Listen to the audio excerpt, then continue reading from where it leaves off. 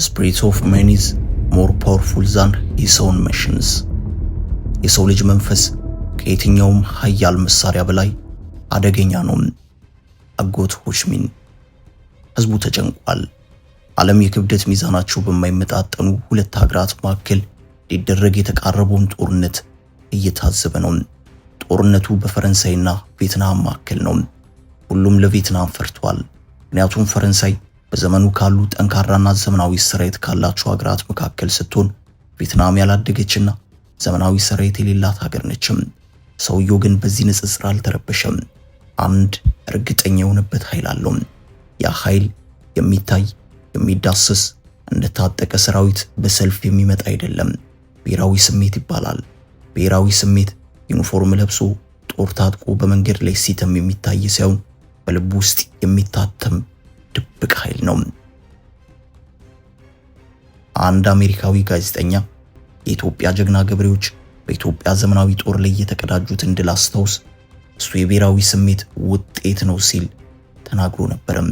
ሰውየው በዚህ በማይታይ ግን ኃያል በሆነ መሳሪያ እየተመራ መጀመሪያ ጃፓንን፣ ቀጥሎ ፈረንሳይን፣ ቀጥሎ ደግሞ አሜሪካን ተለማምጦ ሳይሆን ተራ በተራ ተዋግቶ ከምድረ ቪየትናም አባሯል።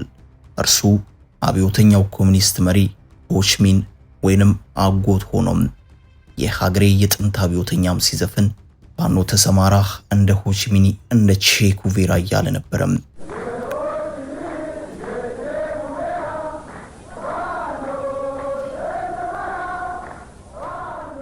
ጠቅላይ ሚኒስትር አብይ ከባለቤታቸው ቀዳማዊት እመቤት ዝናሽ ታያቸው ጋር ሆኖ ገብተዋል። ቪየትናም እኛ እቺን ሩቅ ሀገር ስናስታውሳት ቀድሞ የሚመጣልን አብዮተኛው ሰው ነው። ያ አንድ ሰሞን የዩጎዝላቪያ ገበሬዎችና የኢትዮጵያን ገበሬዎች እንደ ምሳሌ አንስቶ ፈረንሳውያንን አስጠንቅቆ ነበር። ዛሬ ጠቅላይ ሚኒስትር አብይ ቪየትናም ገቡ ሲባል ይህንን ታሪክ ለማስታወስ ተገደድን። ግን ደግሞ ታሪክ ብቻ ለመተረክ አላሰብንም። ይልቅ ጥያቄ እንጠይቃለን። ኢትዮጵያውያን አሁን ብሔራዊ ስሜታቸው ምን ያክል ነው? በሆችሚን የተመሰከረልን ስሜት ዘንድሮም አብሮን አለ። ከኃያል የጦር መሳሪያ የሚልቀው ብሔራዊ ስሜት ብዙዎች የብሔራዊ ስሜታችን እንደኮሰሰና እንደ ቀድሞ ጊዜ እንዳልሆነ ሲናገሩ ይሰማል። እርሶስ ምን ይላሉ? ሀገራዊ ስሜታችን እንደ ቀደመው ጊዜ አይደለምን? ጸጋዬ ገብረመድህን አርአያ በ1988 ዓ.ም በዚህ በያዝነው የሚያዝያ ወር በጥንታዊው ጦቢያ መጽሔት ላይ የጻፈው አንድ ጽሑፍ ነበረ። ርዕሱ ቆነጃጅቱ ገና አልተወለዱም ይላል። ጸጋዬ በዚህ መጣጥፉ ላይ የሆችሚኒን የብሔራዊ ስሜት ንግግር እንደ መነሻ ተጠቅሞ በሱ ዘመን ያለውን ትውልድ ስሜት ይጠይቃል። ጥያቄው ከ28 ዓመታት በኋላ ዛሬም ያልተመለሰ ነውና ቆነጃጅቱ ገና አልተወለዱም ከሚለው መጣጥፍ ላይ ጥቂት ቀንጭበን እንተርከም። የቪየትናም አብዮት መሪ ፕሬዝዳንት ሆችሚን ከፈረንሳዮች ጋር ጦርነት ከመቅጠማቸው በፊት ለሰላም ፍለጋ ወደ ፓሪስ ሄደው ከጀነራል ደጎል ጋር ያደረጉት ውይይት ፋይዳ ቢስ ሆነ። ደጎል የሚያስቡት ስለ ፈረንሳይ ትልቅነት ወይንም ፍሬንች ግራንደር ሲሆን ሆችሚን ግን ስለ ቪየትናም ሕዝብ ክብርና ነጻነት ስለሆነ የሚገናኙበት ነጥብ አልነበረም። በአጭሩ የፈረንሳይ ትልቅነት ጽናት፣ የቪየትናም ሕዝብ ባርነት ስለሆነ ሁለቱ አብረው ሊሄዱ አልቻሉም። ስለዚህ ፓሪስን በትካዜ ለቀው ሊሄዱ ሲሉ በወቅቱ በፈረንሳይ የሲቢኤስ ራዲዮና ቴሌቪዥን ወኪል የነበረው ጋዜጠኛ ሾምብሮን ያገኛቸዋል። ጋዜጠኛው አብዮተኛውን መሪ እስከ መጨረሻው ድረስ ወዳጅ ያደረገ ሲሆን በዚያን ሰዓት ውይይቱ የዘገበውን ለዚች አጭር መጣጥፍ መነሻ አድርጌያለሁ። ሾምብሮን የፕሬዝዳንት ሆን ትካዜ በማጤን ፈረንሳዮች ቪየትናምን በተመለከተ የያዙት አቅጣጫ እርግጥ ትክክል አይደለም፣ ሐዘኑንና ትካዜውን እጋራለሁ፣ ግን ምን ለማድረግ ትችላላችሁ? ጊዜ ይፍታው እንጂ ፈረንሳይ ላይ ጦርነት ለመክፈት የሚቻላችሁ አይመስለኝም። ሰራዊት የላችሁም፣ ዘመናዊ ጦር መሳሪያ የላችሁም። ስለዚህ ጦርነት ብታስቡ እንኳ ዋጋ አይኖረውም ይላችኋል።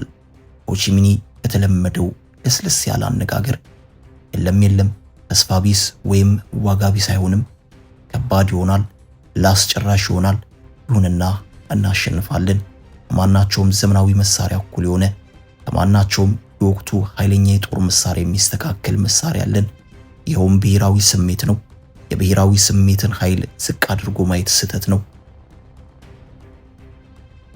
እናንተ አሜሪካኖች ማስታወስ የሚገባችሁ ጨርቅ ለባሽና መጫሚያ ያልነበራችሁ ገበሬዎች የአውሮፓ ባለሙያ ወታደሮችን ኩራት ማሸነፋችሁን ነው ሲሉ ጋዜጠኛ ቮን ብሩን ያዕቆብ 1976 ዓ.ም ነበር ጦር መሳሪያዎችና ለዘመናዊ ጦርነት የሚያስፈልገው ድርጅት ከዚያ ጊዜ ጀምሮ እጅግ እየዳበሩ ስለመጡ ዛሬ ጨርቅ ለባሽ የሀገሬ ሰራዊት እንደዚያን ጊዜ ውጤት ያመጣል ብዬ አልገምትም።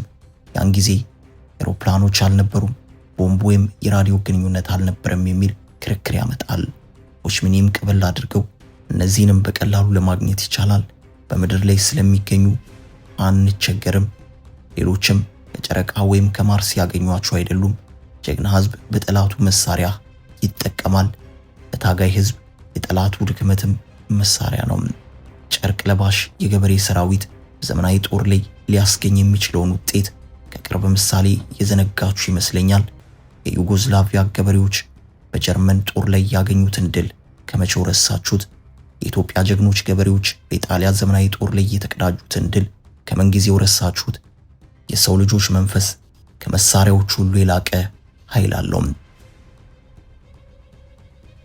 The spirit of man is more powerful than his own machine። በእውነቱ ብትረዱልን የኛ ረግረጎች ከእናንተ ጸረ ታንክ መሳሪያዎች የበለጠ ኃያል ናቸው። ጥቅጥቅ ያሉት ደኖቻችን አውሮፕላኖችን የማያሳልፉ ሲሆኑ ዛፎቹም ከቦምቦች መካከል ጋሻ ናቸው። ተራሮችና ዋሻዎቻችን እጅግ የሚያስመኩ በመሆናቸው አንድ ሰው ብቻውን 100 አጥቂዎችን ሊመልስ ይችላል። በሌላ በኩል ደግሞ በሚሊዮን የሚቆጠሩ እንደ ትሮይ ፈረስ የሚያገለግሉ ጎጆዎች አሉን ይላሉ። እንዲህ ከሆነማ የሽምቅ ውጊያ ይሆናላ።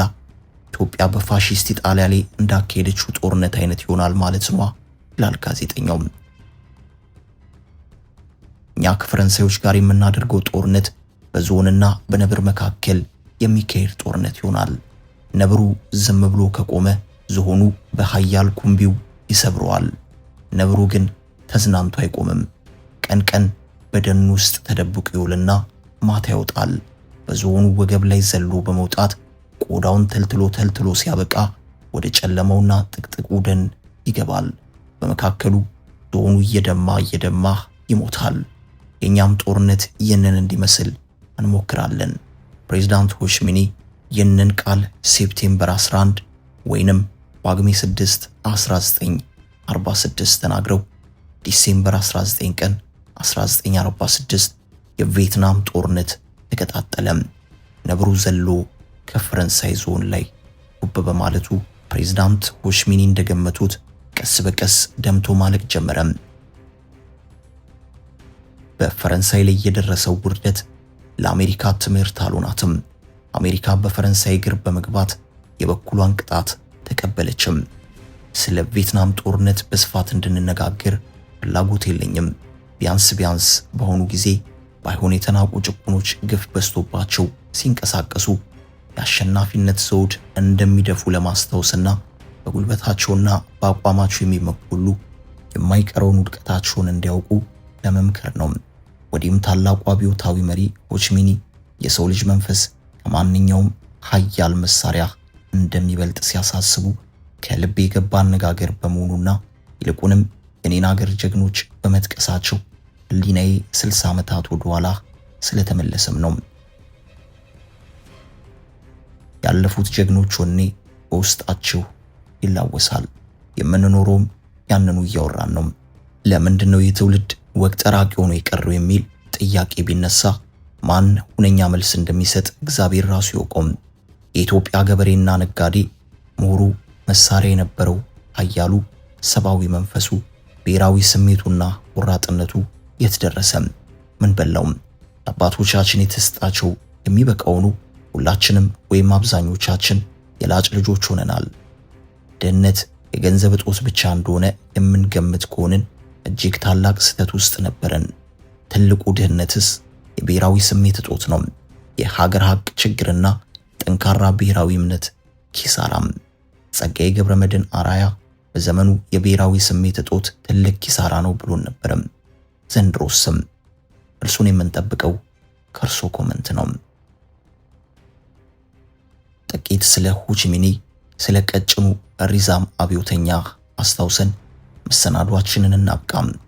ሆቺሚን ከ1890 እስከ 1969 እንደ አውሮፓውያን አቆጣጠር የኖረ የቪየትናም ኮሚኒስት ፓርቲ መስራችና መሪ ነበረ። ሆቺሚን ከወጣትነት ጊዜው ጀምሮ ለአብዮታዊ ተግባራት የቆመ ሰው ነበረ። በስራ ምክንያት ፈረንሳይ ውስጥ በነበረበት ወቅት ካፒታሊስት ስርዓት ምን ያክል ሰርቶ አደሩን ህዝብ ለስቃይና ለመከራ እንደዳረገውና የዓለም ወዛደሮች በቀለም በቋንቋና በባህል ቢለያዩም ብሶታቸው አንድ መሆኑን በቅርብ ተገነዘበ። በአፍሪካና በኤስያ የኢምፔሪያሊስቶች መምጣት ምን ያህል ስቃይና ውርደት በእነዚህ ህዝቦች ላይ እንዳደረሰ ተረዳም። በዚህ ምክንያት ሆቺሚን የቪየትናም ህዝብ ጠላት የፈረንሳይ ኢምፔሪያሊዝም እንጂ የፈረንሳይ መላው ህዝብ አለመሆኑን ደጋግሞ ገልጿል። ሆቺሚን በ1917 እንደ አውሮፓውያን አቆጣጠር በፈረንሳይ ወዛደሮች ትግል ውስጥ በቀጥታ ተሳታፊ በመሆን የፈረንሳይ ሶሻሊስት ፓርቲ አባል ሆነ። ከዚህም በላይ በፈረንሳይ የቪየትናም አርበኞችን ማህበር በማቋቋም በፈረንሳይ ይኖሩ የነበሩትን ቪየትናማውያን በማንቃትና በማስተማር ለሀገራቸው ነጻነትና ክብር እንዲታገሉ ያነሳሳ ነበረም። የጥቅምቱ የሩሲያ አብዮት ለአያሌ ዓመታት በዓለም ሰፍኖ የነበረውን የኢምፔሪያሊዝም ብቸኛ የበላይነት ሰባብሮ አዲስ ዘመን በማብሰር ሆቺሚን የጀመረውን ትግል ከግብ ለማድረስ የቦልቼቪኮችን ፈለግ መከተል እንዳለበት አመነም። በሆቺሚን አስተሳሰብ የቪየትናም ብቻ ሳይሆን የሌሎች ቅኝ ተገዥ የሆኑ ሀገሮች ነጻነት የሚገኘው የወዛደሩን የአብዮት ጎዳና በመከተል ብቻ እንደሆነ አጥብቆ ያምን ነበረም። የእነዚህ ሀገሮች ብሔራዊ ነጻነት ከማህበራዊ ነጻነት ጋር መያያዙንና ይህም ነጻነት ከሶሻሊዝምና ከኮሙኒዝም ጋር በጥብቅ የተሳሰረ መሆኑን አስገንዝቧል። ሆቺሚን ከ1924 እስከ 1930 እንደ አውሮፓውያን አቆጣጠር በቻይናና በቪየትናም በመዘዋወር ለዚሁ ስብስብ ትግል ግንባር ቀደም አመራር ሊሰጥ የሚችለውን ማርክሳዊ ሌኒናዊ ፓርቲ ለማቋቋም ከፍተኛ ትግል አደረገ። በመጀመሪያም የቪየትናም አብዮታዊ ወጣቶች ማህበር የተባለውን በማቋቋም ወጣት በተባለው ጋዜጣ ወጣቱን ለትግል ቀሰቀሰ። በዚህ አይነት ከብዙ ጥረትና ትግል በኋላም በ1930 እንደ አውሮፓውያን አቆጣጠር የኢንዶ ቻይና ኮሚኒስት ፓርቲን፣ ኋላ የቪየትናም ሰራተኞች ፓርቲ፣ ዛሬ ደግሞ የቪየትናም ኮሚኒስት ፓርቲን መሰረተም።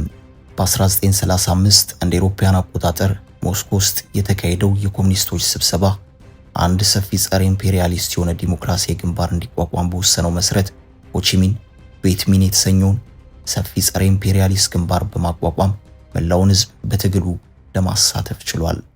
የንቢየንፉ በተባለው ታሪካዊ ስፍራ የቪየትናም አርበኞች የፈረንሳይን ጦር በማሸነፋቸው ፈረንሳይ በጄኔቭ ስምምነት መሰረት የቪየትናምን አንድነት በማወቅ የሰላም ውል ፈረመችም። ነገር ግን ከ1955 እንደ አውሮፓውያን አቆጣጠር ጀምሮ የአሜሪካ ኢምፔሪያሊዝም ከፈረንሳይ እግር በመተካት የደቡቡን ክፍል ለመቁረስ የጦር ሰፈር በመስራትና በውስጥ አርበኞች በመጠቀም ጦርነት ከፈተም። ነገር ግን አሜሪካ ከግማሽ ሚሊዮን ወታደሮች በላይና በብዙ ቢሊዮን የሚቆጠር ገንዘብ ቢያፈስም ቪየትናምን ሊያሸንፍ አልቻለም። ጠቅላይ ሚኒስትር አብይ ቪየትናም ናቸው። በቆይታቸው ከቪየትናም የፀሐይ ኃይል በማመንጫዎች በማምረት ወደ ውጭ የሚልከውን ቶዮ ሶላር የተባለውን ፋብሪካ ጎብኝተዋል። ድርጅቱ በቅርቡ በሐዋሳ ኢንዱስትሪ ፓርክ በመግባት በኢትዮጵያ ስራ ጀምሯል።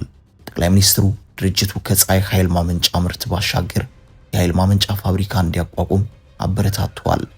ከዚህ ሁሉ ጀርባ ግን ቪየትናምን ነጻ ያወጣትን የብሔራዊ ስሜትን ሚስጥር አጤነው ይመጡ ይሆን? የምናየው ይሆናል።